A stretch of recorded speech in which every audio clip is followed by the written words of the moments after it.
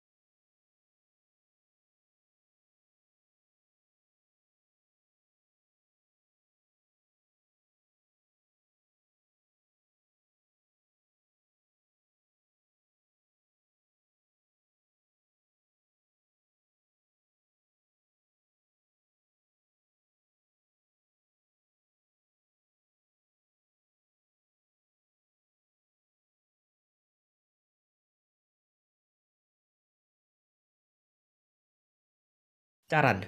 Kalau khitbah ta'aruf itu tidak maksiat. Sedangkan pacaran itu mengandung hal-hal yang bermaksiat. Kalau misalnya belum paham, silahkan baca, udah putusin aja.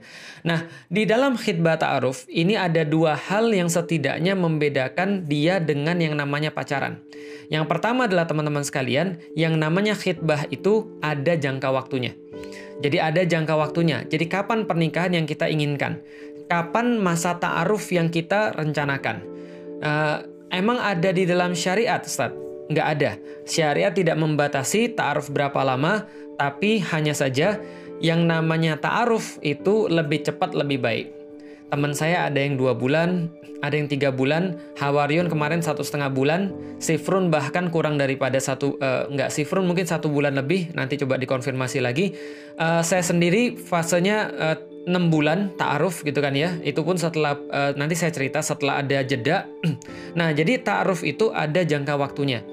Nah, pertama ada jangka waktu kapan pernikahan yang sudah disepakati sehingga goalnya jelas. Jadi nggak begini ditanya. Kalau pacaran kan gini, ditanya sama pacarnya, kapan kita nikah? Jawabannya, ya bulan Mei. Mei apa? Maybe yes, maybe no. Mei kapan? Ya bisa jadi Mei 2020, Mei 2021, 2022, 2025, kita nggak tahu. Kadang-kadang ada yang ditanya lagi, kapan kemudian kita mau nikah? Ya nantilah kalau kamu sudah lulus, kamu sudah benar kerja, kamu sudah mapan, sudah punya rumah, sudah punya mobil, sudah punya segala macam, nanti baru kita nikah. Itu nggak jelas sama sekali. Bayangin teman-teman sekalian, rumah aja itu kreditnya itu 9 tahun, 10 tahun. Masa pacaran 9 tahun, 10 tahun nggak kelar-kelar? Motor aja itu kreditnya paling 3 tahun.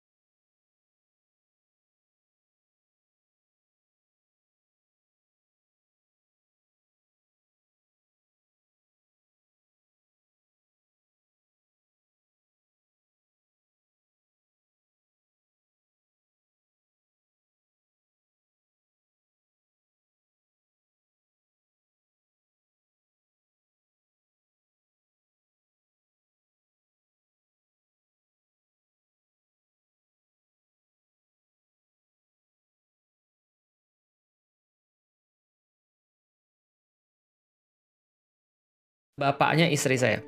Lalu kemudian apa yang saya lakukan? Saya langsung kemudian datang kepada istri saya, tapi bukan datang, tapi lewat surat. Karena namanya khitbah itu bisa lewat secara langsung, bisa secara tidak langsung. Contoh misalnya, kalau secara langsung ya tinggal bilang aja, kamu mau nggak jadi istri saya? Kamu mau nggak jadi calon istri saya? Atau kamu mau nggak jadi ibu daripada anak-anak saya? Nah itu satu hal yang secara langsung. Tapi kalau secara tidak langsung, itu misalnya teman-teman bisa dengan kiasan. Contoh misalnya lagi main layang-layang, lalu kemudian bilang, ini kayaknya enak nih kalau layang-layang ini ditarik berdua. Kira-kira begitu. Atau misalnya teman-teman dengan sindiran, kayaknya saya sudah siap untuk membagi dua atap rumah saya. Emang ada atapnya mas? Ada, tapi kos-kosan gitu kan ya. Ya nggak apa-apa. Tapi secara sindiran. Jadi sindiran itu juga boleh untuk mengkhitbah. Nah, setelah kemudian kita datang kepada seorang akhwat ataupun kita nulis surat kayak saya dulu nulis surat. Saya nulis surat, saya sampaikan kepada dia, niatan saya adalah untuk mengkhitbah dia karena saya sudah merasa bahwa saya siap menikah. Ketika saya sudah siap menikah, maka saya mengkhitbah dia dan saya menyerahkan kepada dia kapan waktunya kira-kira sepantasnya setelah dia berdiskusi dengan orang tuanya untuk menikah. Tapi yang perlu teman-teman tahu, seorang laki-laki ketika dia maju ke dalam proses khitbah, berarti dia sudah siap untuk menikahi perempuan itu bahkan kalaupun perempuan itu minta besok. Bahkan kalau seandainya bapaknya perempuan itu minta besok, maka dia sudah siap. Jadi bukan berarti dia datang dengan kemudian tanpa persiapan apapun yang kita sudah bahas pada kemudian episode-episode yang sudah lalu. Berarti dia sudah sangat siap dan kalaupun perempuan itu bilang, saya sudah bilang sama bapak saya, kemudian bapak saya minta besok kamu datang ke sini untuk menikahi saya. Siap. Nah, itulah laki-laki. Karena laki-laki hanya memulai, laki-laki jantan hanya memulai sesuatu yang bisa dia selesaikan. Berarti kalau ada laki-laki yang memulai sesuatu yang nggak bisa diselesaikan, maka itu bukan laki-laki yang jantan. Jelas ya? Jadi teman-teman sudah punya sekarang frame tentang laki-laki jantan itulah yang bisa menyelesaikan yang sudah dia mulai. Berarti kalau dia sudah mau mulai sesuatu, dia bisa nyelesain itu. Nah, ini adalah khitbah. Maka ketika dia sudah mengatakan pada perempuan itu, seperti saya mengatakan pada calon istri saya bilang, namanya Parsini, panggilannya Iin, sekarang namanya Umu Alila. In, tolong cek ya, saya titipin ada dulu nggak ada komputer, jadi kita pakai rental komputer.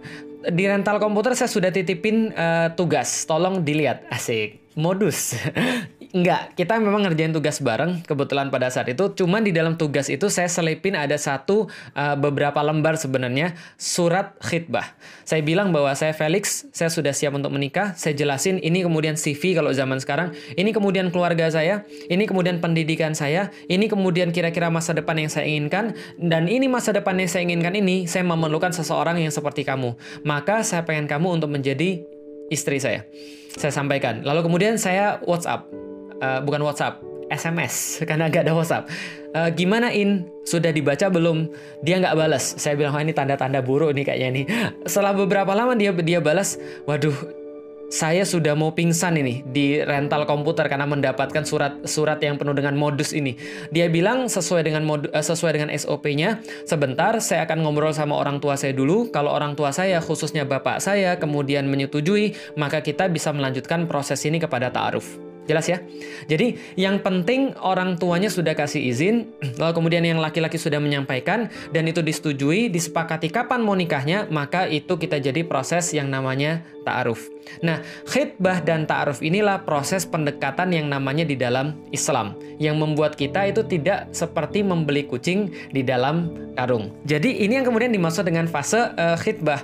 Hanya saja pada saat itu ketika dia sudah diskusi dengan bapak ibunya, maka ibunya bilang, sudahlah Dok, nanti aja nikahnya. Kalau kamu mau proses nikahnya, bapak dan ibu boleh nanti kalau kamu setelah lulus kuliah. Maka dia nyampein itu pada saya, akhirnya kita pending. Maksudnya kita batalkan khitbahnya. Karena dia sudah nggak mau, ya dalam tanda kutip ya ditolak gitu kan ya. Tapi bukan ditolak juga sih, karena memang dia katakan ini ada jangka waktu yang diminta oleh bapak dan ibu setelah nanti lulus. Saya tanya,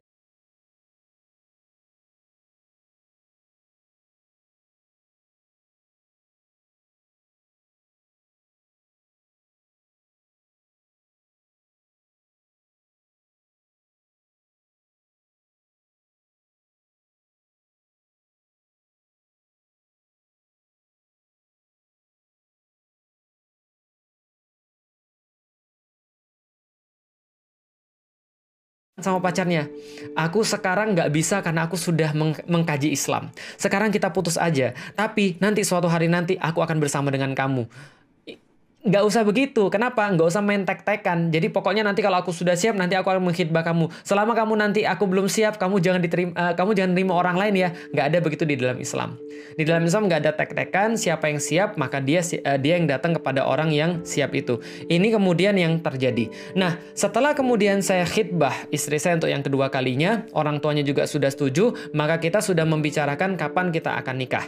Maka kita akan nikah dijadwalkan bulan sekian misalnya. Nah, setelah itu kejadian, maka ta'aruf kita boleh dilanjutkan. Kenapa? Karena orang tuanya sudah setuju. Kenapa orang tuanya harus setuju? Karena kita perlu izin daripada orang tuanya, karena wali termasuk wali termasuk rukun daripada nikah. Yang kalau nggak ada wali, maka nikah itu tidak sah. Maka kita perlu orang yang punya. Kenapa orang yang punya harus diperhatikan? Oke, sedikit.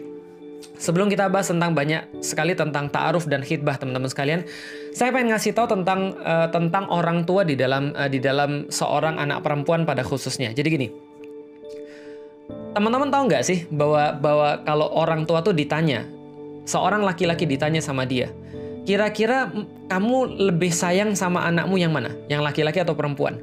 Kebanyakan orang tua mungkin berkata, saya sayang semuanya. Tapi teman-teman sekalian, seorang laki-laki pada anak perempuannya itu punya sebuah perhatian ekstra. Kenapa? Karena laki-laki itu punya jiwa perlindungan terhadap perempuan. Maka seorang ayah itu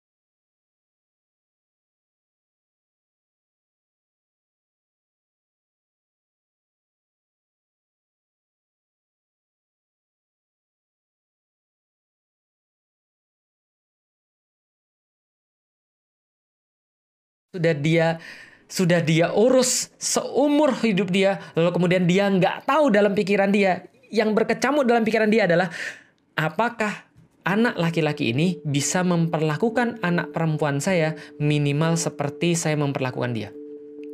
Itu dalam benak setiap ayah yang menikahkan anaknya.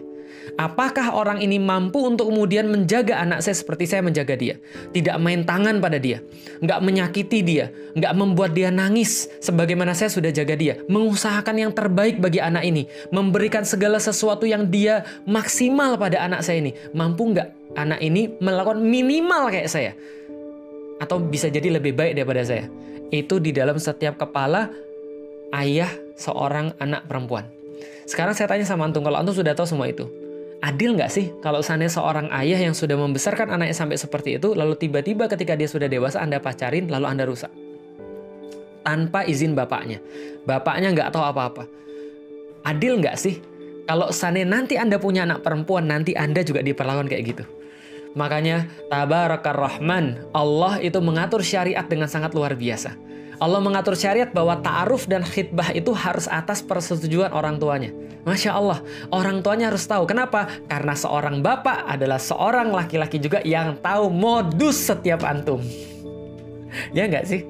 Dia tahu laki-laki itu kayak apa. Maka dia tahu laki-laki yang mana yang harus mendekati anaknya. Dia tahu harus seperti apa menjaga anaknya. Dan dia nggak akan mungkin membiarkan anak perempuannya itu sia-sia. Maka ketika ada sesuatu yang datang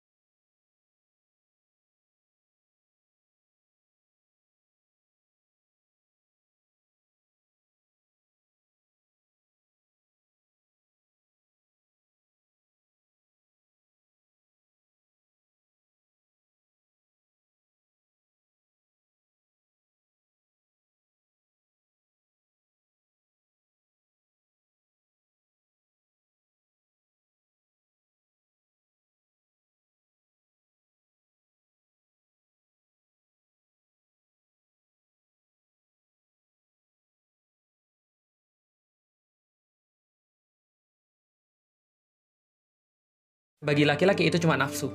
Artinya hati-hati betul, Islam itu adalah sudah pasti yang paling bagus. Anda akan ngerasa pas Anda udah nikah, Anda baru merasa untung dulu gue tobat gitu kan ya.